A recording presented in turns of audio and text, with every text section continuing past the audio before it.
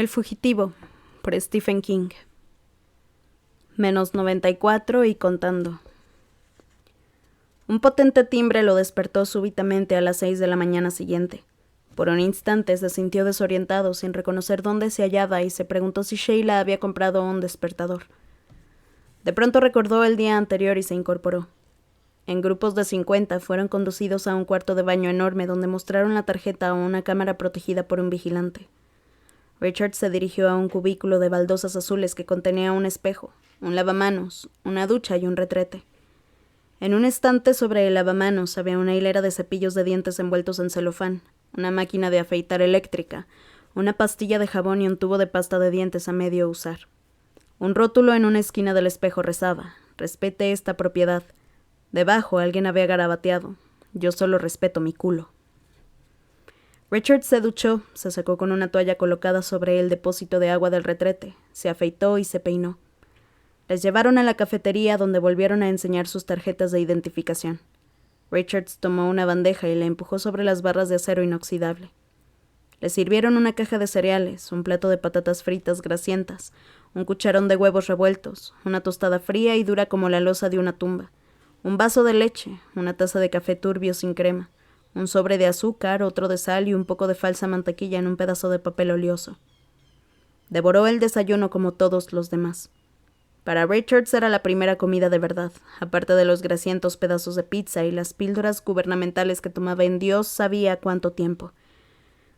Sin embargo, le resultó extrañamente sosa, como si algún cocinero vampiro le hubiera absorbido todo el sabor, dejándola reducida a los meros productos nutritivos. ¿Qué comerían ellas esa mañana? Píldoras de algas y falsa leche para la niña. Le invadió un repentino sentimiento de desesperación. Señor, ¿cuándo empezarían a ver dinero? ¿Hoy? ¿Mañana? ¿La semana siguiente? O quizá eso era también un truco, un señuelo. Tal vez no habría ningún arcoíris y mucho menos una olla de oro al final. Permaneció sentado con la mirada fija en el plato vacío hasta que el timbre volvió a sonar a las 7 en punto y los condujeron con los demás hacia los ascensores. -93 y contando. En el cuarto piso, el grupo de Richards fue el primero en ser conducido a una gran habitación sin muebles, en cuyas paredes se abrían unas hendiduras semejantes a bocas de buzón. Mostraron una vez más sus tarjetas y las puertas del ascensor se cerraron con un suspiro a sus espaldas. Un tipo enjuto, con una incipiente calvicie y el emblema de la comisión de concursos, la silueta de una cabeza humana superpuesta a una antorcha, en su bata blanca entró en la sala. «Desnúdense y saquen todos los objetos de valor de sus ropas», informó. «Luego arrójenlas en las ranuras del incinerador. Se les facilitarán monos de trabajo a cargo de la comisión». Con una sonrisa magnánima añadió: «Podrán conservar esos monos sea cual sea la resolución final de la comisión». Hubo algunos gruñidos, pero todo el mundo obedeció. «Apresúrense», apremió el hombre, dando un par de palmadas como un maestro de escuela que señala el final del recreo. «¿Usted también es concursante?», preguntó Richards. El hombre le dedicó una mirada de desconcierto. Al fondo, alguien rió disimuladamente. «No importa», agregó Richards mientras se quitaba los pantalones. Tras extraer sus míseros objetos de valor, introdujo la camisa, los pantalones y los calzoncillos por una ranura. Abajo, a considerable distancia, se produjo un breve y voraz destello de llamas. Se abrió la puerta situada al otro extremo. Siempre había una puerta en el otro extremo. Eran como ratas en un enorme laberinto escalonado piso a piso. Un laberinto norteamericano, pensó Richards. Y unos hombres entraron haciendo rodar unas grandes cestas, cada una de las cuales contenía monos de una talla distinta, pequeños, medianos, grandes y extra grandes. Richards escogió uno de estos últimos por su estatura. Pensó que le quedaría ancho de hombros, pero la tela se ajustó perfectamente a su cuerpo. El tejido era suave, casi sedoso, aunque más resistente que la seda. Una cremallera de nylon recorría la prenda de arriba a abajo. Todos los monos eran de color azul marino y llevaban en el bolsillo superior del costado derecho el emblema de la comisión. Al ver a todos los miembros del grupo con el mismo atuendo, Ben Richards sintió que había perdido su rostro. «Por aquí», indicó el hombre, haciéndoles pasar a otra sala de espera. El inevitable librevisor parloteaba sin cesar. «Serán llamados en grupos de 10». Sobre la puerta situada detrás del librevisor había otro rótulo que se leía por aquí acompañado de otra flecha. Tomaron asiento. Al cabo de un rato Richard se levantó y se acercó a la ventana. Se hallaban en una planta más alta y seguía lloviendo. Las calles aparecían húmedas, negras y resbaladizas. Se preguntó qué estaría haciendo Sheila. -92. Y contando. Cruzó la puerta con los 9 miembros de su grupo a las 10:15. Entraron en fila india y enseñaron sus tarjetas. En la estancia había 10 cabinas cerradas con paneles de corcho antiacústicos por los 3 lados que ofrecían un aspecto de mayor solidez que las del día anterior.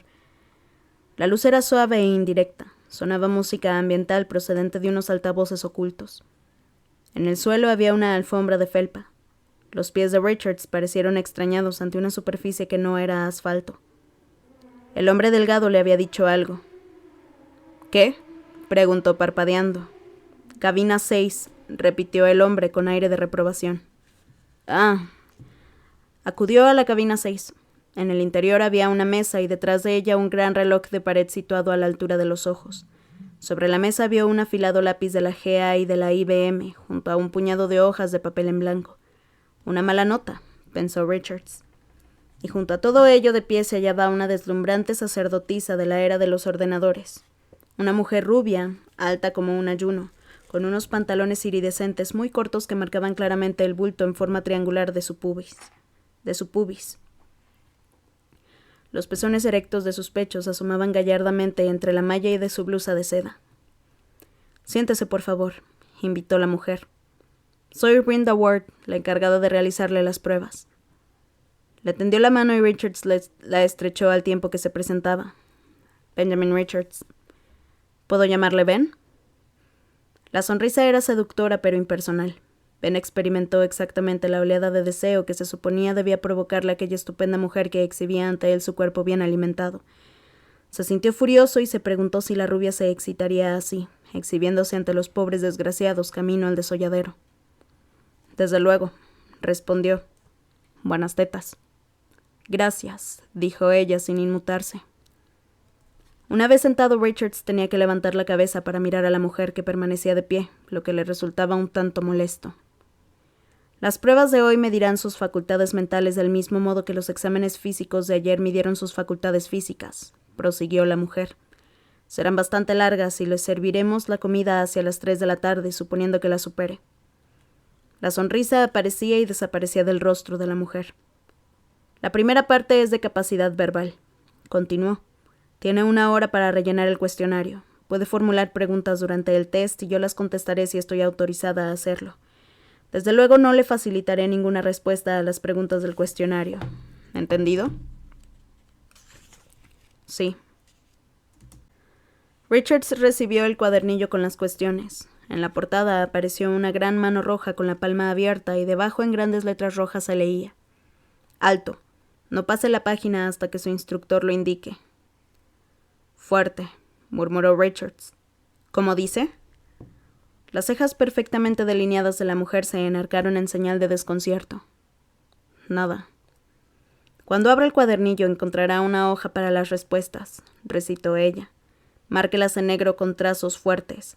Si desea cambiar alguna, bórrela por completo. Si no conoce una respuesta, no intente adivinarla, ¿entendido?» «Sí». «Entonces pase a la primera página y empiece. Cuando le diga basta, deje el lápiz y cierre el cuaderno. Puede comenzar». En lugar de hacerlo, Richards observó el cuerpo de la mujer lenta e insolentemente. Al cabo de unos segundos, ella se ruborizó. «Ya ha empezado su tiempo, Ben. Será mejor que... porque todo el mundo trata a los tipos del otro lado del canal como si fueran tarados mentales», interrumpió él. La mujer estaba absolutamente turbada. Yo no, claro, seguro que no». Richard sonrió y tomó el lápiz entre los dedos. Dios mío, la gente está chiflada. Se concentró en el test mientras ella buscaba una respuesta, o incluso una razón para su ataque. Probablemente la mujer no había comprendido nada. La primera parte consistía en marcar la solución que completara adecuadamente el espacio en blanco en unas frases. Por ejemplo, 1. Una, línea en blanco, no hace verano. A, idea.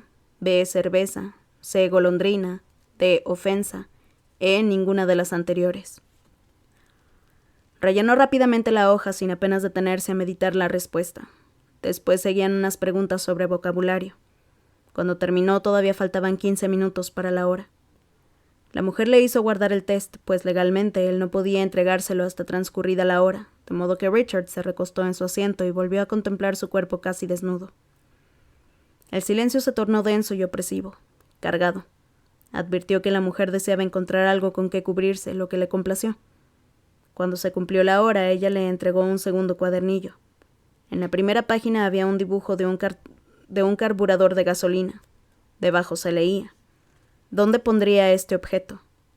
A, en una segadora de césped. B, en un librevisor. C, en una hamaca eléctrica. D, en un automóvil. E, en ninguno de los anteriores. El tercer cuadernillo contenía cuestiones matemáticas. Los números no se le daban tan bien y empezó a sudar ligeramente al ver que los minutos pasaban.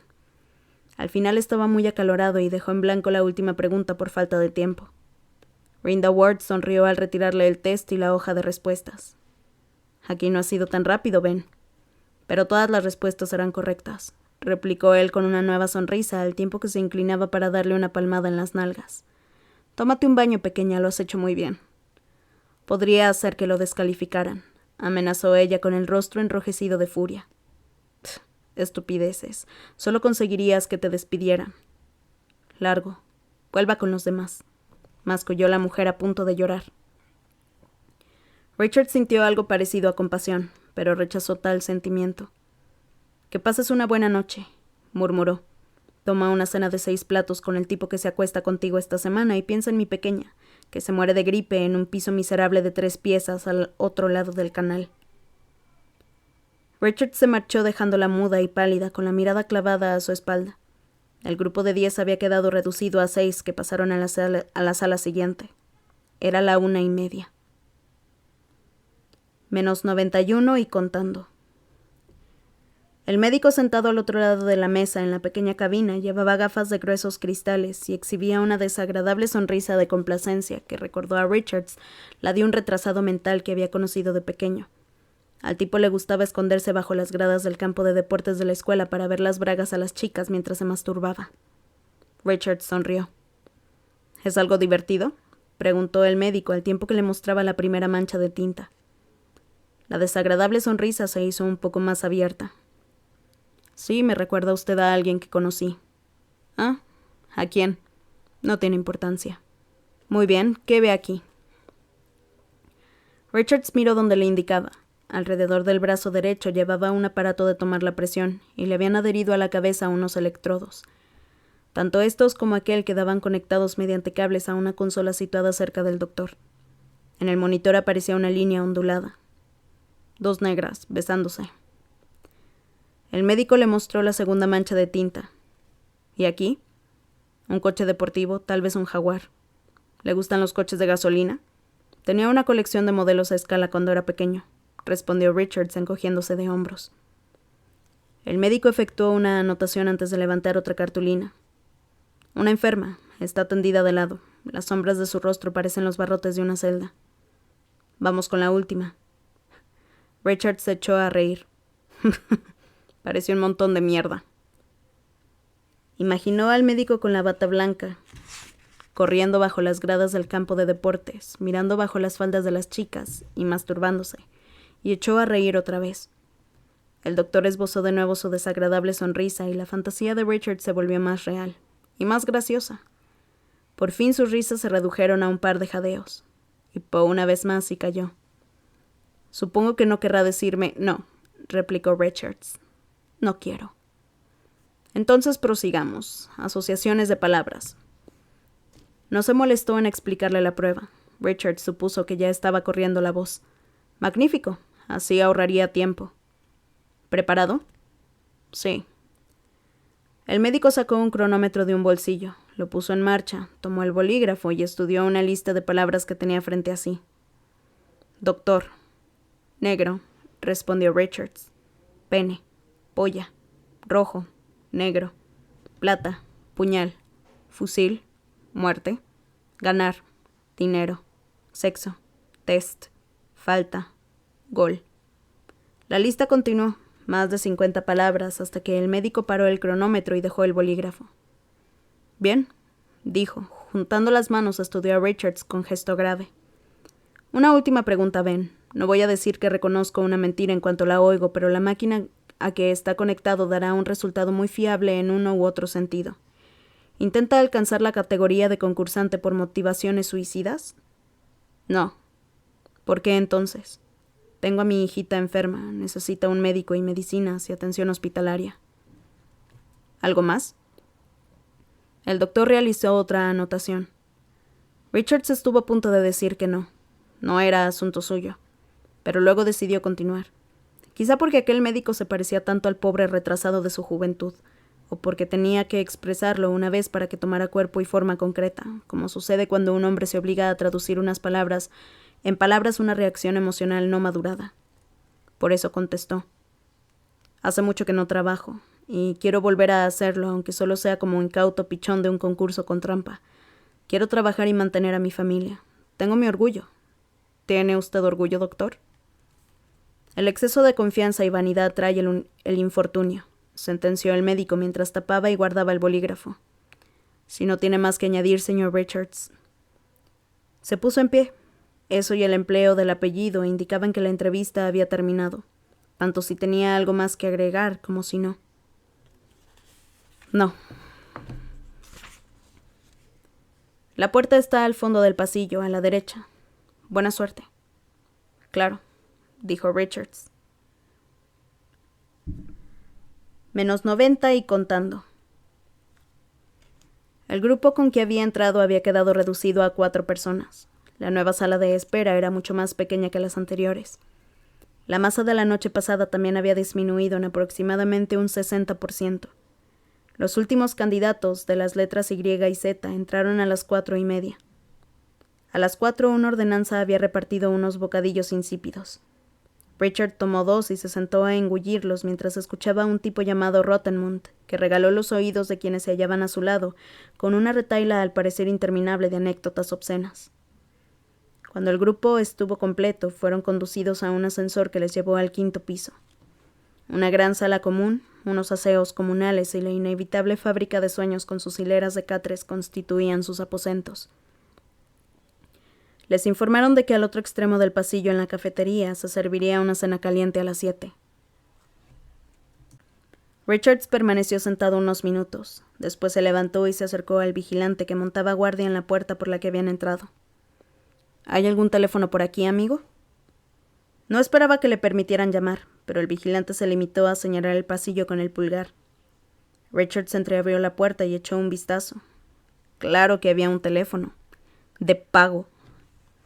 Volvió a mirar al vigilante. Escuché, si me prestas 50 centavos para una llamada, yo... Lárgate, pobre diablo. Richards procuró mantener la calma.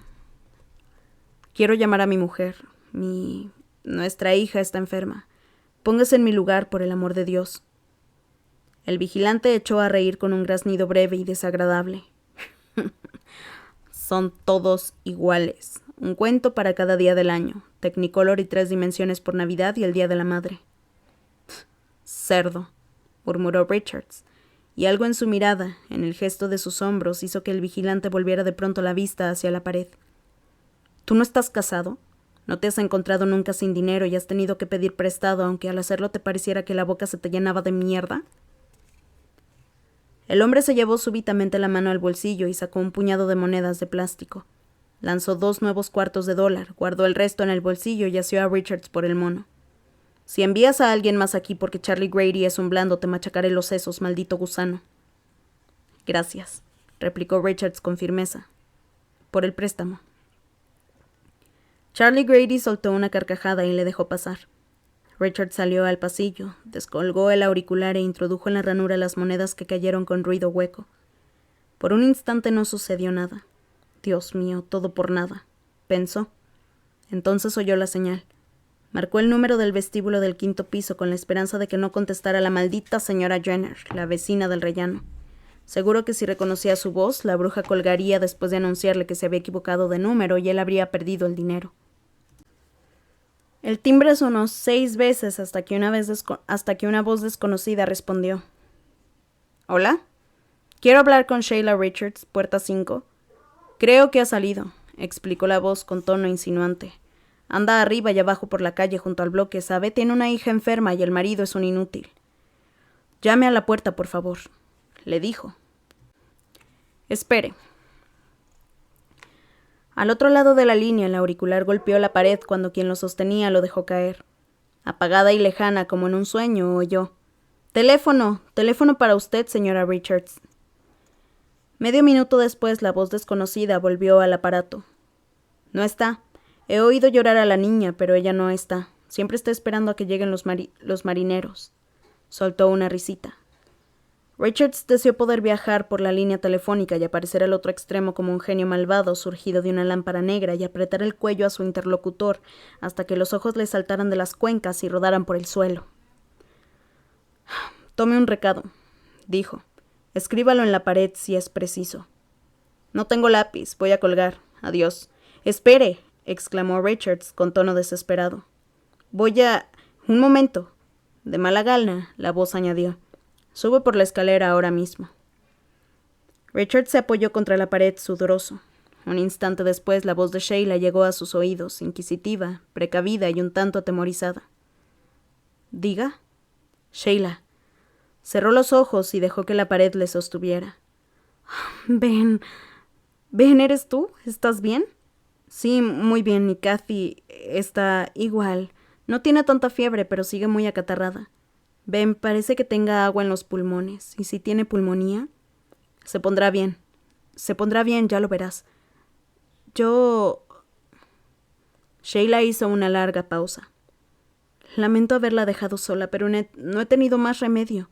Esta mañana he conseguido 2 clientes. Lo siento, Ben, pero gracias a eso he comprado unos medicamentos en la tienda. Medicamentos buenos. La voz de la mujer había adoptado un tono elevado, evangélico. Todos esos fármacos son basura, replicó él. Escucha, Sheila, no le des más, por favor. Creo que van a escogerme, de verdad. Ya no pueden rechazar a mucha gente más porque hay muchos espectáculos. Necesitan suficiente carne de cañón para todos. Y dan adelantos, me parece. La señora Upshaw, vestida de negro, tiene un aspecto horrible, interrumpió Sheila con tono monocorde. Eso no importa. Quédate con Kathy, Sheila. No busques más clientes. De acuerdo, no saldré más. Sin embargo, él no le creyó. No tendrás los dedos cruzados, ¿verdad, Sheila? Pensó. Te quiero, Ben. Y yo Los 3 minutos han terminado, interrumpió la telefonista. Si desea continuar, deposite un nuevo $1/4 o 3 viejos cuartos. Espere, exclamó Richards. Salga de la maldita línea, zorra. Salga. El murmullo vacío de la conexión interrumpida. Lanzó el auricular contra el suelo. Este descendió tanto como el cable le permitió, luego rebotó y golpeó contra la pared. Por último se balanceó como un péndulo, como una extraña serpiente que hubiera mordido una vez para morir a continuación. Alguien pagará por eso, pensó Richards mientras volvía a la sala. Alguien pagará por eso. Menos 89 y contando. Permanecieron en el 5º piso hasta las 10 de la mañana del día siguiente.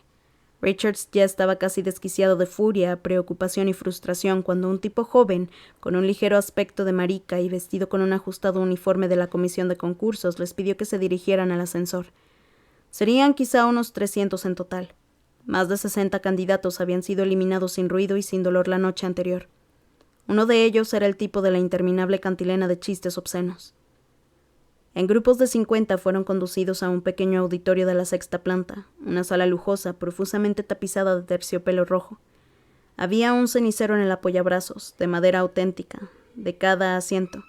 Richard sacó su paquete de cigarrillos, encendió uno y arrojó la ceniza al suelo. En la parte frontal se alzaba un pequeño estrado, y en el centro de este un atril. Sobre él una jarra de agua. A las 10:04, el individuo de aspecto amariconado avanzó hasta el atril y anunció. Tengo el honor de presentarles a Arthur M. Burns, director adjunto a la comisión de concursos. ¡Hurra! Exclamó una voz detrás de Richards con tono agrio. Un tipo de aire majestuoso con una calva circundada de canas se acercó al atril, Se detuvo ante él e inclinó la cabeza como si desgustara una salva de aplausos que solo él oía. Después dedicó a todos una sonrisa franca y deslumbradora que pareció transformarle en un cupido rechoncho y senil vestido con traje de negocios. «¡Felicidades!», dijo. «Lo han conseguido». Se oyó un enorme suspiro colectivo, seguido de unas risas y palmadas de felicitación en la espalda. Se encendieron unos cigarrillos. «¡Hurra!», repitió la voz agria. «En breve les repartiremos un sobre en que constan el programa para el cual han sido seleccionados y el número de sus habitaciones en el 7º piso. Los productores ejecutivos de cada programa les explicarán con detalle qué se espera de ustedes. Sin embargo, antes de proceder a ello, deseo reiterarles mi felicitación y decirles que les considero un grupo valiente y animoso, decidido a no recurrir a la prestación por desempleo cuando tiene a su disposición los medios precisos para obtener el reconocimiento general como hombres de pies a cabeza, e incluso añadiría a título personal como auténticos héroes de nuestro tiempo». «¡Qué estupidez!», masculló una voz agria. «Permítanme que, en nombre de la comisión de concursos, les desee buena suerte y mucho éxito». Arthur M. Burns dibujó una cebosa sonrisa y se frotó las manos. «Bien, comprendo que están ansiosos por conocer sus destinos, de modo que les ahorraré el resto de la charla». De inmediato se abrió una puerta lateral y una docena de ordenanzas de la comisión, vestidos con túnicas rojas, entró en el auditorio y comenzó a recitar nombres. Los sobres blancos se repartieron y pronto cubrieron el suelo como confeti. Cada uno leyó la tarjeta de plástico con el programa asignado y lo comentó con el vecino o el recién conocido. Hubo risitas, murmullos y gruñidos. Arthur M. Burns presidió el reparto desde su podio, sonriendo con benevolencia. «Ese condenado entre en calor. Señor, yo no soporto las cosas calientes. Ese maldito programa tiene una audiencia mínima. Si lo emiten después de los dibujos animados, por el amor de Dios». «Vaya, caminando hacia los billetes, no sabía que tuviera el corazón. Yo esperaba conseguirlo, pero realmente no pensaba que... Hey, Jake, ¿has visto alguna vez el baño de los cocodrilos?» «Nada de lo que yo esperaba. No creo que se pueda hacer peor. Y la carrera de las armas... Benjamin Richards. ¿Ben Richards?» «Aquí». Le entregaron un sobre blanco sin ninguna indicación y lo abrió. Le temblaban ligeramente los dedos y le costó 2 intentos sacar la pequeña tarjeta de plástico. Frunció el entrecejo al leerla perplejo. No había anotado ningún programa, solo la siguiente frase: «Ascensor número 6». Guardó la tarjeta en el bolsillo superior del mono junto a la de identificación y salió del auditorio. Al fondo del pasillo, los 5 primeros ascensores estaban muy ocupados transportando al 7º piso a los concursantes de la semana siguiente. Junto a la puerta del ascensor número 6 había 4 individuos más, y Richards reconoció a uno de ellos como el poseedor de la voz agria. «¿Qué significa esto?», preguntó Richards. «¿Van a echarnos a la calle?». El hombre de la voz agria tenía unos 25 años y no era feo. Estaba impedido de un brazo, probablemente a causa de la polio que había reaparecido con fuerza en 2005 y afectado especialmente a Co-op City. «No tendremos tanta suerte», afirmó el hombre con una risa hueca. «Creo que nos han escogido para los concursos de mucho dinero, esos en que te hacen algo más que dejarte en un hospital con un fallo cardíaco, o donde puedes perder un ojo, un brazo o los dos. Nos han seleccionado para los concursos donde matan al participante. Máxima audiencia, amigo». Se les unió un 6º tipo, un muchacho de aspecto agradable que parpadeaba con aire sorprendido ante cualquier cosa.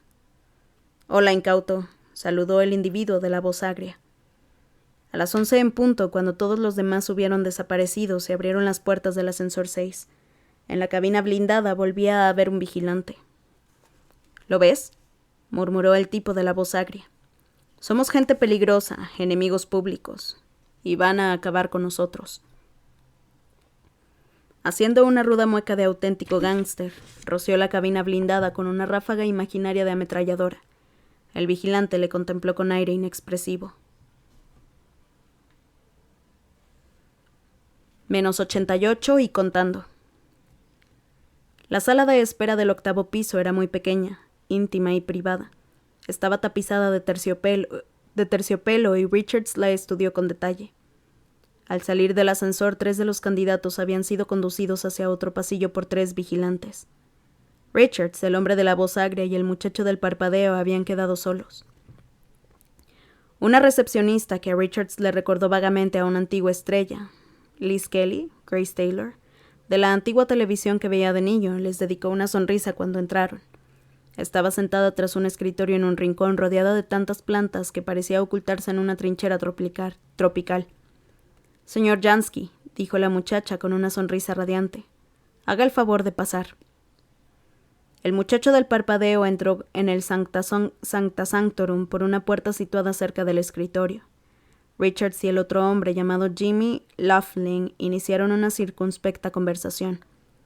Richards descubrió que Laughlin vivía a solo 3 bloques del suyo, en la calle Dock. Hasta el año anterior había trabajado por horas de limpiador de motores en la General Atomics, pero la habían despedido por participar en una sentada de protesta contra la ineficacia de los trajes protectores contra la radiación. «Bueno, por lo menos estoy vivo», explicó. «Según esos gusanos es lo que cuenta. Soy estéril, por supuesto, pero eso no cuenta. Es uno de los pequeños riesgos que se corren por ese sueldo principesco de $7 nuevos al día». Tras ser despedido por la General Atomics, el brazo impedido le había dificultado hallar otro empleo. Su esposa había enfermado de asma 2 años atrás y guardaba cama. «Así pues, finalmente decidí ir por el primer premio», añadió Laughlin con una amarga sonrisa. «Quizá consiga llevarme a unos cuantos por delante antes de que los chicos de Macomb me agarren». «¿De verdad crees que el fugitivo apuesta lo que quieras a que sí? Invítame a uno de esos infectos cigarrillos, amigo». Richards le ofreció uno. Se abrió la puerta y el chico del parpadeo salió del brazo de una hermosa muñeca vestida apenas con 2 pañuelos. El muchacho les dirigió una sonrisa breve y nerviosa antes de desaparecer. «Señor Laughlin, ¿quiere entrar, por favor?» Richards quedó a solas con la recepcionista que se hallaba en su madriguera. Se levantó y avanzó hasta el expendedor automático de cigarrillos del rincón. El tabaco era gratis, y Richards se dijo que Laughlin debía de estar en lo cierto. La máquina ofrecía también Dokes. Eligió una cajetilla de Blams, se sentó y encendió un pitillo. Sí, volvió a decirse. Debían de haber llegado a la primera división. Unos 20 minutos después, Laughlin salió con una rubia ceniza del brazo. «Una amiga del trabajo», comentó a Richards señalando a la rubia. Esta sonrió con prontitud. Laughlin parecía apenado. «Al menos el muy cerdo habla claro. Ya nos veremos». Laughlin se alejó y la recepcionista sacó la cabeza de su trinchera. «Señor Richards, ¿quiere entrar, por favor?» Richards entró. -87 y contando. El despacho era lo bastante espacioso para jugar en él un partido de matabol. Estaba dominado por una enorme ventana panorámica que ocupaba toda una pared y ofrecía una vista de la zona oeste, con las casas de la clase media, los almacenes y depósitos de los muelles y el lago. Harding, al fondo. El cielo y las aguas tenían el mismo tono grisáceo y todavía llovía. A lo lejos, un gran carguero avanzaba de derecha a izquierda. El hombre sentado al otro lado del escritorio era de mediana estatura y piel tan negra que por un instante a Richards le pareció casi irreal. Parecía salido de uno de esos espectáculos antiguos en que actuaban blancos maquillados de negros. «Señor Richards». El hombre se levantó y le tendió la mano por encima del escritorio. No pareció sorprenderle que Richards no le devolviera el saludo. Sencillamente retiró la mano y se sentó. Frente a la mesa había otro asiento. Richards se acomodó en él y aplastó la colilla del cigarrillo en un cenicero que lucía el emblema de la comisión. «Soy Dan Killian, señor Richards. Probablemente ya habrá adivinado por qué está aquí. Nuestros datos y los tests indican que es usted un hombre inteligente». Richards juntó las manos. «Ha sido elegido concursante de El Fugitivo, señor Richards, nuestro concurso número 1, el más lucrativo y peligroso para los participantes. Tengo el impreso de consentimiento definitivo aquí sobre el escritorio y estoy seguro de que lo firmará. Sin embargo, antes quiero explicarle por qué le hemos seleccionado y deseo que sea consciente de en qué se está metiendo». Richards guardaba silencio. Killian tomó el informe depositado en la inmaculada superficie del escritorio. Richards alcanzó a leer su nombre mecanografiado en la tapa. Killian lo abrió. Benjamin Stuart Richards, 28 años, nacido el 8 de agosto de 1997 en la ciudad de Harding. Escuela de Oficios Manuales de Ciudad Sur desde septiembre del 2011 hasta diciembre del 2013. Suspendido 2 veces por falta de respeto a la autoridad. Creo que propinó una patada al subdirector en la parte superior del muslo cuando estaba de espaldas, ¿no fue así? No, respondió Richards con sequedad. La patada se la di en el culo. Como usted prefiera, señor Richards, asintió Killian. Casado con Sheila Richards, nacida Gordon a los 16, contrato de por vida al viejo estilo. Un rebelde de pies a cabeza, ¿no es así? No afiliado a sindicatos por negarse a firmar el juramento sindical de fidelidad y los artículos de control de salarios. Creo que llamó usted al gobernador de área Johnsbury, cebón hijo de perra. Sí.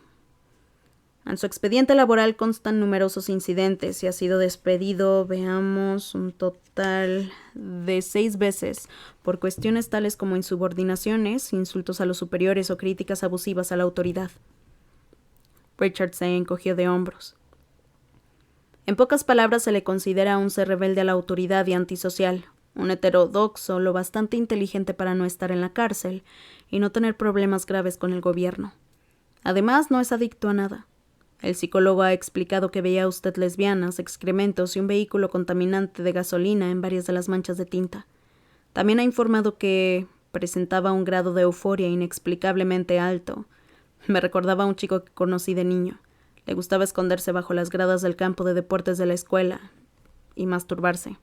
Me refiero al chico. No sé qué le gusta hacer a ese psicólogo suyo. Comprendo. Killian sonrió un instante y sus ojos brillaron en la obscuridad de su rostro. Después se centró de nuevo en el informe. En algunas preguntas optó por respuestas racistas prohibidas por la ley racial de 2004. También ofreció diversas respuestas que reflejan actitudes violentas en el test de asociación de palabras. Estoy aquí por asuntos de violencia, replicó Richards. Es cierto.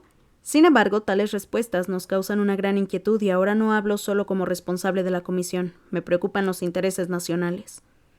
¿Tiene miedo de que alguien haga estallar su sistema una de estas noches? Preguntó Richards con una sonrisa. Killian se humedeció el pulgar en actitud pensativa y pasó a la hoja siguiente. Por suerte para nosotros, el destino nos ha otorgado un rehén, señor Richards. Usted tiene una hija llamada Catherine, de 18 meses. ¿Un regalo inesperado? Preguntó, dirigiéndole una sonrisa helada. No, planificado, contestó Richards sin rencor. Entonces trabajaba para la General Atomics. De algún modo, parte de mi semen no resultó afectado. Una broma divina, quizá. Tal como está el mundo, a veces pienso que debíamos estar locos. Sea como fuere, ahora está aquí. Continuó Killian con su misma sonrisa fría. Y el martes próximo aparecerá en El Fugitivo. ¿Ha visto alguna vez el programa? Sí. Entonces ya sabrá que es el más importante de la programación de Librevisión. Brinda al espectador numerosas oportunidades de participar, tanto directa como indirectamente. Yo soy el productor ejecutivo de la emisión. Es un auténtico placer, murmuró Richards. Nuestro programa es también uno de los medios más seguros de que dispone la cadena para desembarazarse de personas potencialmente problemáticas como usted, señor Richards. Llevamos 6 años en antena y hasta la fecha no ha habido supervivientes. Si quiere que le sea brutalmente sincero, no esperamos que los haya. Entonces, seguro que hacen trampa, afirmó Richards con voz hueca. Killian se mostró más divertido que horrorizado. Eso no es cierto. Olvida que usted es un anacronismo, señor Richards. La gente no se agolpa en bares y locales públicos, ni se apiña bajo el frío ante los escaparates de las tiendas de electrodomésticos, con el deseo de verlo escapar. Ni mucho menos. Quieren presenciar cómo desaparece del mapa y colaborarán si pueden. Además está McCone, Evan McCone y los cazadores. Parece el nombre de un neogrupo, dijo Richards. McCone no pierde nunca. Richards dejó escapar un gruñido. Aparecerá usted en directo el martes por la noche, explicó Killian. Los programas siguientes serán un montaje de cintas, películas y transmisiones en directo y en 3 dimensiones cuando sea posible. En ocasiones hemos interrumpido la programación normal cuando un concursante destacado está a punto de alcanzar su Waterloo personal, podríamos decir. Las normas son simples. Usted o los familiares que le sobrevivan ganará $100 por cada hora que permanezca libre. Le adelantaremos $4,800 en la seguridad de que podrá eludir a los cazadores durante 48 horas. Naturalmente, si cae antes de ese plazo, la cantidad no gastada se devolverá al programa. Se le conceden 12 horas de ventaja. Y si sobrevive 30 días, ganará el gran premio, $1,000 millones de nuevos dólares. Richards echó la cabeza hacia atrás y soltó una carcajada. Killian esbozó una seca sonrisa. ¿Alguna pregunta? Solo una, contestó Richards inclinándose. De sus facciones había desaparecido todo rastro de humor. ¿Qué le parecería ser usted el de allá afuera, el fugitivo? Killian echó a reír. Se llevó la mano al estómago y sus estentorias carcajadas de caoba resonaron en la sala. ¡Ay, señor Richards! Tendrá usted que perdonarme. Y prorrumpió en nuevas carcajadas. Por fin se secó los ojos con un gran pañuelo blanco recobrando el control. Ay, ya ve, señor Richards, no es usted el único consentido del humor. Usted... Contuvo un nuevo acceso de risa. Perdóneme, por favor. Me ha entrado la risa floja. Ya lo veo. Ay, ¿más preguntas? No. Muy bien. Se celebrará una reunión con el equipo antes del programa. Si a esa fascinante cabecita suya se le ocurre alguna pregunta, resérvala a este entonces. Killian pulsó un botón del escritorio. Olvídese de llamar a las chicas, dijo Richards. Estoy casado. ¿Estás seguro? Inquirió Killian, enarcando las cejas. La fidelidad es admirable, señor Richards, pero hay mucho tiempo desde el viernes hasta el martes, y considerando que quizá no vuelva a ver a su mujer, estoy casado. ¿De acuerdo? Hizo un gesto con la cabeza a la muchacha que había aparecido por la puerta y ésta se marchó. ¿Qué podemos hacer por usted entonces? Dispondrá de una habitación privada en el 9º piso y se le servirá de comer a discreción dentro de lo razonable. Una buena botella de bourbon y un teléfono para hablar con mi mujer. No. Lo siento, señor Richards. Podemos arreglar lo del bourbon, pero una vez firme este impreso, explicó acercando el documento junto con un bolígrafo a Richards. Quedará incomunicado hasta el martes. ¿Quiere volver a pensárselo de la chica? No, respondió Richards, garabateando su firma en la línea de puntos. Que sean 2 botellas. Muy bien. Killian se levantó y le tendió la mano de nuevo. Richards volvió a hacer caso omiso y se alejó. Killian lo siguió con la vista. Tenía los ojos inexpresivos y no sonreía. -86 y contando. La recepcionista saltó apresuradamente de su trinchera al ver salir a Richards y le entregó un sobre. Llevaba una nota en el exterior. Señor Richards, sospecho que una de las cosas que no mencionaré durante nuestra entrevista es que usted necesita dinero imperiosamente en este momento. ¿Me equivoco? Pese a los rumores que corren en sentido contrario, la dirección de concursos no facilita adelantos. No debe usted considerarse un concursante con todo el oropel que la palabra implica. No es usted un astro de la librevisión, sino apenas un obrero a quien se paga extremadamente bien por efectuar un trabajo peligroso. Sin embargo, la dirección de concursos no tiene establecida ninguna norma que me prohíba concederle un préstamo personal. En este sobre encontrará un 10% de su sueldo anticipado. No en nuevos dólares, debo advertírselo, sino en certificados de concursos canjeables por dólares. Si decide enviarlos a su esposa, como sospecho que hará, ella descubrirá que ofrecen una ventaja respecto a los nuevos dólares. Un médico de verdad los aceptará como moneda legal, mientras que un curandero no. Sinceramente, Dan Killian. Richards abrió el sobre y sacó un grueso fajo de cupones con el símbolo de la comisión de concursos en ambas caras del papel. En total, 48 cupones de $10. Richards sintió que le invadía una absurda oleada de gratitud hacia Killian. No tenía la menor duda de que éste deduciría los $480 del dinero adelantado. Además, era una cantidad condenadamente exigua para asegurar un buen espectáculo, conseguir que el patrocinador siguiera satisfecho y llevarse una buena tajada. «Mierda», masculló. La recepcionista sacó la cabeza de su madriguera con ojillos atentos. ¿Decía algo, señor Richards? No, ¿dónde están los ascensores? -85 y contando. La habitación era suntuosa. Una moqueta lo bastante gruesa para nadar en ella cubría el suelo de las 3 piezas, sala, dormitorio y baño. El librevisor estaba desconectado e imperaba un espléndido silencio. Había flores en los jarrones y un botón con el discreto rótulo de servicio en la pared junto a la entrada. El servicio sería rápido, pensó con ironía. En el pasillo montaba guardia un par de vigilantes solo para asegurarse de que no rondaba por ahí sin control. Pulsó el botón y la puerta se abrió. «Sí, señor Richards», dijo uno de los hombres.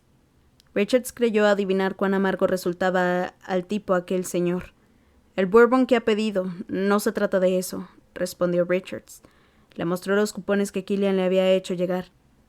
«Quiero que lleve esto a un sitio. Escribe el nombre y la dirección, señor Richards, y me encargaré de que lo lleven». Richards encontró el resguardo del zapatero y anotó su dirección y el nombre de Sheila en el reverso. Entregó el arrugado papel y el fajo de cupones al vigilante. Este ya se volvía cuando un nuevo pensamiento pasó por la mente de Richards. «¡Ey, un momento!». El individuo dio media vuelta y Richards le quitó de la mano los cupones.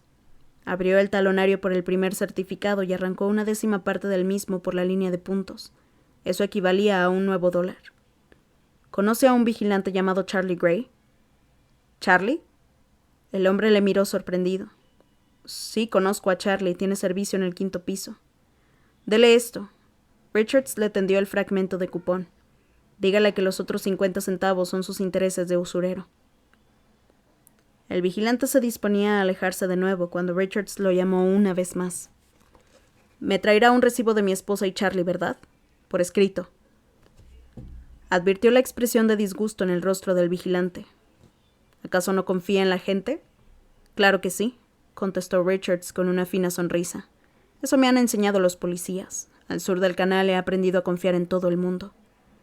«Será divertido ver cómo lo persiguen», comentó el vigilante. «Me quedaré pegado al librevisor con una cerveza en cada mano». «Traiga esos recibos», insistió Richards mientras cerraba la puerta con suavidad en las narices del tipo. La botella de bourbon llegó 20 minutos después, y Richards pidió al sorprendido camarero un par de novelas largas.